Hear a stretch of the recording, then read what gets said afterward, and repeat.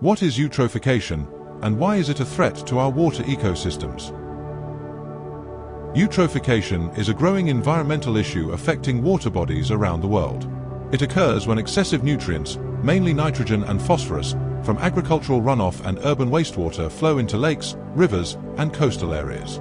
These nutrients trigger excessive plant growth, particularly algae, leading to harmful algal blooms.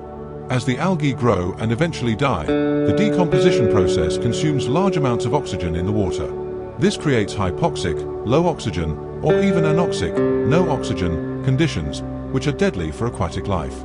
Fish, plants, and other organisms that depend on oxygen struggle to survive. In severe cases, this leads to massive die-offs, disrupting entire ecosystems and threatening biodiversity. At Mapal, we offer an effective solution: fine bubble aeration. By adding oxygen back into the water, our aeration systems help restore balance, improve water quality, and support the survival of aquatic habitats.